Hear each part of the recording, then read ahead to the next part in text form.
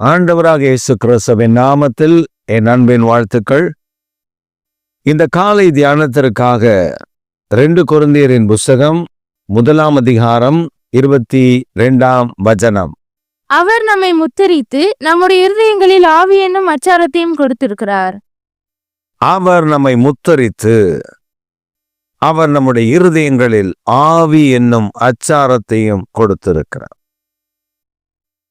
பிரியமானவர்களே, நம்முடைய தேவனாகிய கர்த்தர் நம்மை முத்தரித்து நம்முடைய இருதயங்களில் ஆவி என்னும் அச்சாரங்களையும் தந்திருக்கிறார். காரணம், பாவத்திலிருந்து மீட்கப்படுகிற கர்த்தருடைய பிள்ளைகள் வேதம் நமக்கு கற்றுக் கொடுக்கிறபடி ஒரு மனிதன் ஜலத்தினால் மாத்திரமல்ல, அவன் ஆவியினாலும் பிறக்க வேண்டும். அப்படி என்றால் பாவத்திலிருந்து விடுவிக்கப்படுகிற நாம் மீண்டும் பாவம் செய்து விடாதபடி, மீண்டும் பாவம் நம்மை மேற்கொண்டு விடாதபடி, பாவம் நமக்குள் பிரவேசித்து விடாதபடி தேவனாகிய கர்த்தர் நம்முடைய இருதயங்களில் அவர் முத்தரித்து நம்மை ஆண்டவர் தம்முடைய பிள்ளைகள் என்று முத்தரித்து, அதனால்தான் பரிசுத்த வேதாகமத்தில் நாம் வாசிக்கும் பொழுது வேதம் சொல்லுகிறது, ஆசாரியன் நெத்தியில் பட்டம் ஒன்று கட்ட வேண்டும், கர்த்தருக்கு பரிசுத்தம் என்று. God want to seal us and he want to protect our heart with the Holy Spirit. பரிசுத்த ஆவியானவரால் நம்முடைய இருதயங்களை பாதுகாக்கும்படி விரும்புகிறார். ஏனென்றால் அசுத்தம் நிறைந்த உலகம், பொல்லாத மனிதர்கள் நிறைந்த உலகம், பொல்லாத மனிதர்கள் வாழ்கிற உலகம், பொல்லாத காரியங்கள் சூழ்ந்திருக்கிற உலகத்தில் நம்மை காத்து கொள்ளுவதற்கு அபிஷேகம் என்னும் அச்சாரம் வேண்டும். ஆண்டவருடைய முத்தரிக்கப்பட்ட தேவனுடைய பிள்ளைகளை கர்த்தர் பாதுகாக்க. எசேக்கியேல் புஸ்தகத்தில் நாம் வாசிக்கும் பொழுது இப்படி சொல்லப்பட்டிருக்கிறது. எசேக்கியேல் புஸ்தகத்தில் எசேக்கியேலுக்கு ஒரு தரிசனம். அந்த தரிசனத்தில் சேனைகளின் கர்த்தர் கூப்பிடுகிறார். அப்பொழுது 6 புருஷர்கள் அங்கே வந்து நிற்கிறார்கள். அவர்களுக்கு நடுவில் ஒரு புருஷன் இருக்கிறார். அவனுடைய இடுப்பில் கணக்கனுடைய மைக்கூடு போல ஒரு கூடு அவனுடைய இடுப்பில் கட்டி இருக்கிறது. கர்த்தர் சொல்லுகிறார், முதலாவது நீ புறப்பட்டு போய் எருசலேமுக்காக, இஸ்ரவேலுக்காக, இஸ்ரவேல் ஜனங்களுக்காக, எருசலேமுக்காக பெருமூச்சு விட்டு அழுகிற ஜனங்களுடைய நெற்றிகள் முத்திரை போடு. Put seal upon the people, those who are intercessors for the people of Israel. அப்படிப்பட்டவர் மேல் முத்திரை போடப்பட்ட பின்பு மீதமான தூதர்களை பார்த்து சொல்லுகிறார், உங்கள் இடுப்புகளில் உங்கள் பட்டயங்களை எடுத்துக்கொண்டு உள்ளும் புறம்பும் போய் வெட்டுங்கள், ஆனால் முத்திரை போட்டவர்கள் மேல் மாத்திரம் கை வைக்காதிருங்கள். பரிசுத்த ஆவியானவர் என்னும் முத்திரை நம்மேல் இருக்கும் பொழுது, when disasters comes before us, surrounded us, it cannot touch us, because the power of the Holy Spirit, the seal of the Holy Spirit is upon us. Not only the seal, God wants us heart to be protected by the Holy Spirit. பரிசுத்த ஆவியானவராலே நம்முடைய இருதயங்களை பாதுகாக்கவும் ஆண்டவர் விரும்புகிறார். பொல்லாத உலகத்தில் பொல்லாத சிந்தனைகள், பொல்லாத எண்ணங்களில் நாம் சிக்கி விடாதபடி, அவைகள் நம்மை தாக்கி விடாதபடி, அவைகள் நம்மை தீட்டுப்படுத்தி விடாதபடி பரிசுத்த ஆவியானவர் நம்மை காத்துக்கொள்ள விரும்புகிறார். பிசாசு நம்முடைய இருதயங்களில் பேசுவான், பிசாசு நம்முடைய இருதயங்களில் கொண்டு வந்து விதைப்பான், பிசாசு நம்முடைய இருதயங்களில் தேவையில்லாத எண்ணங்களை, சிந்தனைகளை விதைப்பான். ஆனால் பரிசுத்த ஆவியானவர் அவைகளை எல்லாம் அழித்து ஜெயம் எடுக்க உதவி செய்வார். அவைகள் எல்லாம் ஆவியானவர் ஜெயிப்பதற்கு உதவி செய்வார். இப்ப உதாரணமா நீங்க பார்த்தீங்கன்னா, சில நேரங்களில் தேவையில்லாத குழப்பங்கள் நமக்கு இருக்கும். நம்முடைய எண்ணங்கள், சிந்தனைகள் குழப்பமா இருக்கும்.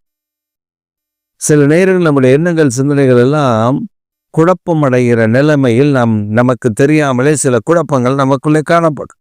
ஆனால் இந்த குழப்பங்கள் நமக்குள்ளே இருக்கும் பொழுது நமக்கு யார் அந்த குழப்பத்திலிருந்து விடுவிக்கிறது என்று நாம் யோசித்துக் கொண்டிருப்போம், தவிப்போம்.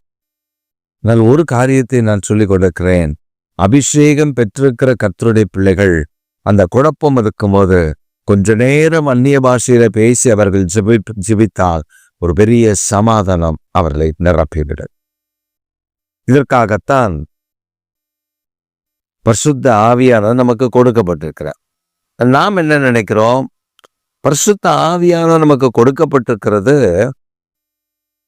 மற்றவர்களுக்காக என்று நாம் நினைக்கிறோம். இல்லை, அவனுடைய பிரயோஜனத்திற்காக ஆவியானவர் நமக்கு கொடுக்கப்பட்டிருக்கிறார்.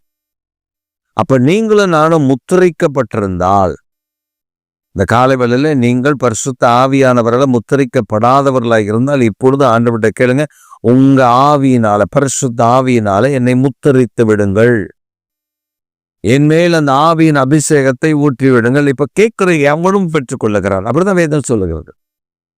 அபிஷேகம் யாரெல்லாம் கேட்கிறார்களோ அவர்களுக்கெல்லாம் கர்த்தர் வருகிறார். ஒரு சகோதரி சில ஆண்டுகளுக்கு முன்பு அபிஷேக கூட்டத்திற்கு வந்திருந்தார்கள்.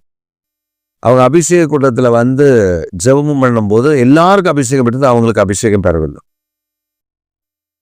மனம் உடைந்து போனார்கள், மனம் வெறுத்து போனார்கள், கண்ணீரோடு கூட அவர்கள் காணப்பட்டார்கள்.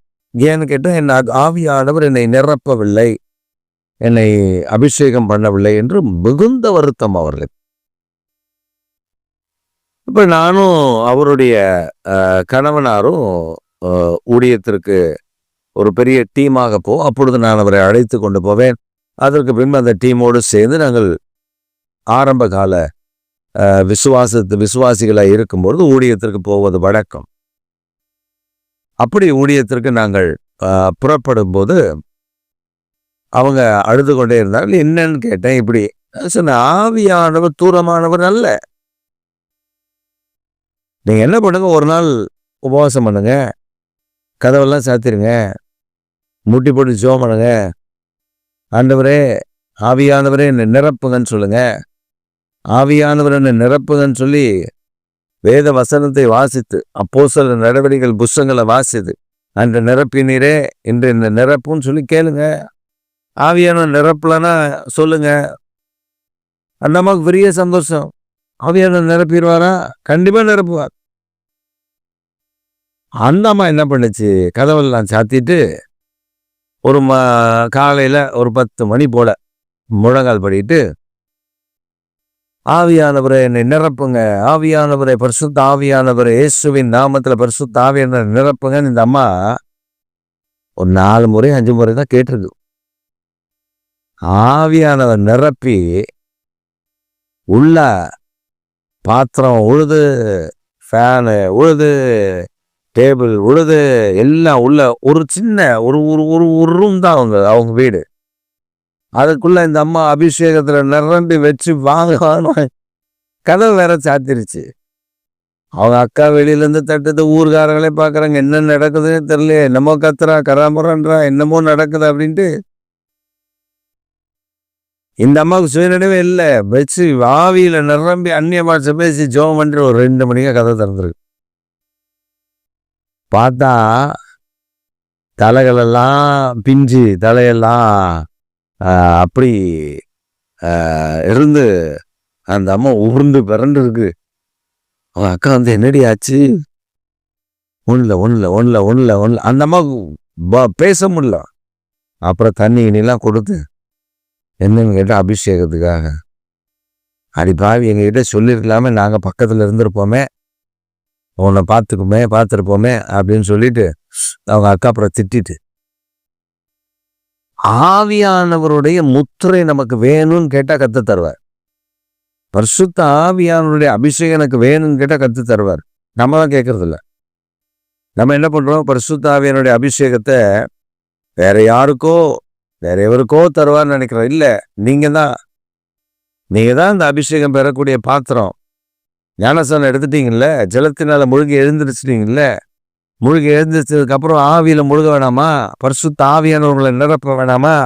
ஜலத்தினாலும் ஒருவன் ஜலத்தினாலும் ஆவியினாலும் பிறவாவிட்டால் அப்படின்னா, முழுகி நீ எழும்பி ஞானசானம் எடுத்து முழுகி எழும்பும் போது பிறப்பது போல பரிசுத்த ஆவியானவர் உங்களை நிரப்பி விடுகிறார். இந்த காலை வேளையில் அந்த முத்திரையின் ஆவியானவர் உங்கள் மேல் இருக்கிறார். உங்களுடைய இருதயங்களில் அவர் ஆவியின் அச்சாரமாக இருக்கிறார், பாதுகாக்கிறவராக இருக்கிறார்.